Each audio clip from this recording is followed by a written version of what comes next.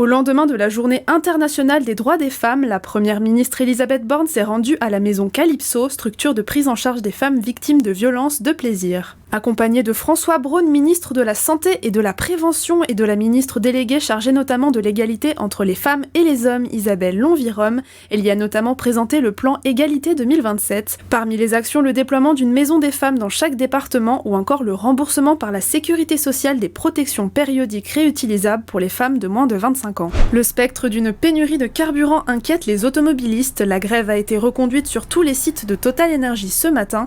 La production n'est pas bloquée, mais plus aucun carburant ne sort. S'il faudrait des jours voire des semaines avant que les réserves des 200 dépôts de carburant répartis sur le territoire français ne puissent plus approvisionner les stations-service, certaines sont tout de même déjà en rupture partielle ou totale. Vous pouvez suivre la situation en temps réel sur le site qui s'affiche dans la barre d'infos. Depuis décembre, le bar de la salle de spectacle du Prisme à Élancourt a fait peau neuve. 55 000 € auront été nécessaires à la rénovation de ce lieu culturel saint-quentinois durant les 3 mois de travaux. Musique jazz en live les soirs de spectacle et petites restaurations sur place sont proposées.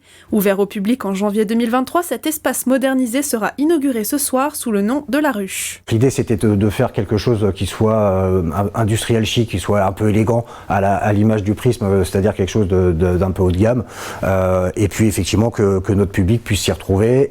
On a tout refait, la partie menuiserie du bar, un petit coin lounge pour que ça soit un peu sympathique quand on vient entre amis. C'est un lieu qu'ils retrouvent, c'est un lieu qu'ils connaissent, mais là ils le connaissent, mais qui a été ravivé. Et je vois, pour avoir discuté aussi avec eux, je vois leur émotion quand on en parle. Le marché de Rambouillet est de nouveau en lice pour devenir le plus beau marché de France. TF1 a lancé cette semaine la 6e édition de son concours Votre plus beau marché, et celui de Rambouillet figure parmi les 8 candidats franciliens. Si vous souhaitez le soutenir, rendez-vous sur le site de TF1 et vous pour voter. Et enfin, pour rappel, la phase d'inscription des vœux sur Parcoursup se termine ce soir à 23h59.